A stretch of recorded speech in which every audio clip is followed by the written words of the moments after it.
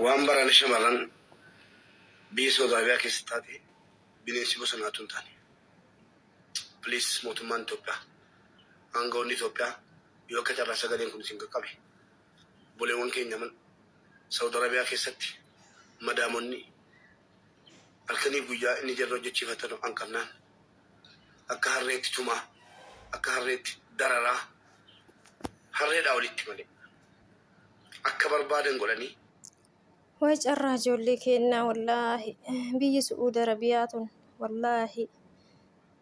دوران نقوم قبدي أما إتعباسي جرى جولين كنا جرى سعود ربيع إملا جرتان أرجتني جرتان إيربورت إثيوبيا جولي جرى سعود ربيع ديما بيشار سنرانو جولي هارا كواتوك همبي نجيشول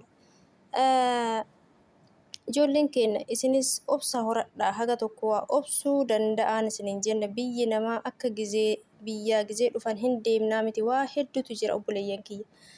waa hedduutu isin mudata jechuudha rakkoo hedduu isin mudata hirriba dhabu jira iraftii dhabu jira arrabsamu jira kana hunda danda'uuf qopheessaa dursa odoo biyyaan bahin ijoolleen keenya as geettanii isaanii walii galuu dhabdanii yoo ufifattanii dadhabdanii cinqamtanii isin akka malee ufifattan isaan immoo rakkoo isin irraan ga'an jechuudha isaan kalaalan maallaquma baasanii isin fidan sana obboleeyyan kiyya haga danda'ameen isinis obsa horachaatumaan erga biyyaa baatanii akkanumatti akkuma biyyaa baatan waanuma fi barbaadan bicha waan hojjettanii miti odoo isinuu dhaabbattanii hojjettan hin hojjenne isiniin jedhan isaan kun amala isaaniiti ijoolleen baay'een osoo kana hojjechaa jiru yookaan maaf kana na ergiti kun hojii miti akkamiin hojjenne naan jetti yookaan iyyuu hojii duraan hojjedhe geesse akkam irra deebistee na hojjechiiftiif ufifannoo garagaraatu jira isinii galee didiinsatu jira obboleeyyan kiyya kana hunda amantanii biyyarraa bayuu qabdan wallahi ijoolleen duraan gizee bilbila hin qabne jechuudha bakka jechuun hin jiraame obsa qaban arrabsamaa dadhabaa waanuma ati qulqulleessitee kaati kanaayyuu gizees 2-3 irra deebisiisaa qulqulleessisiisaa akkasumatti obsanii jiraatanii dabarfatan jechuudha ijoolleen keenya ka ammaas obsa hin qaban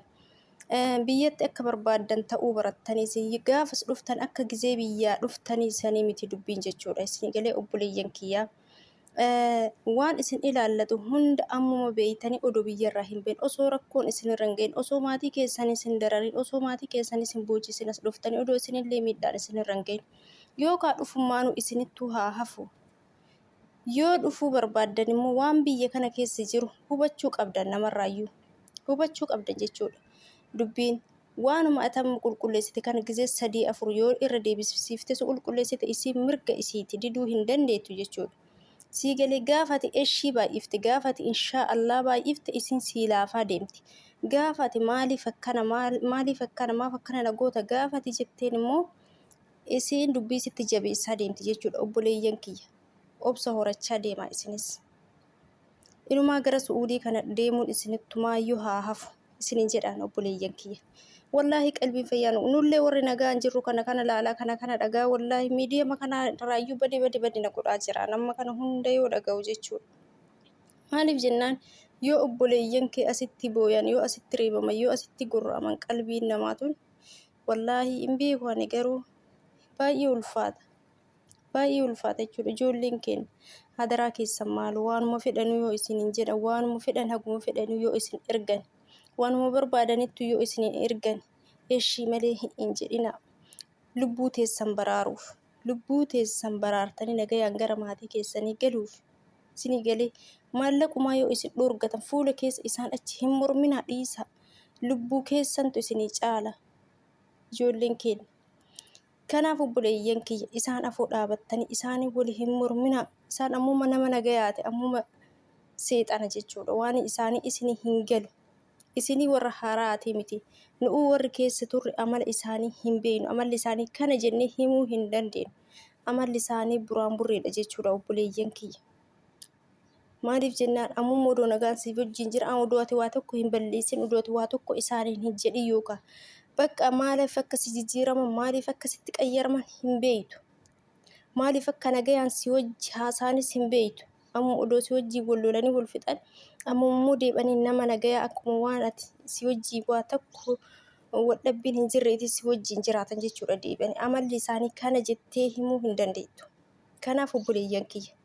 waan godhe isiin isiniin jettu inshaallah odoo isin dhaabbattanii akkanatti miilli keessan gadi isin dhiitee hojii hojjetaa jirtanuu isiin isin yaamte kottu kana hojjedhu isiniin jetti. Hojii sanarra odoo ija isiitiin argitu jechuudha. Gizee kanammoo isin inshaallah malee waan biraa hin jedhina obboleeyyan kiyya. Maaliif kana godhinaan jetta kunoo kana godhaa hin jiru kun hojii keetii miti jettanii jecha akkasii ittiin deebisinaan isiniin jedha obboleeyyan kiyya. Isarraanis yoo isin yaamte hifataa hin awwaatina.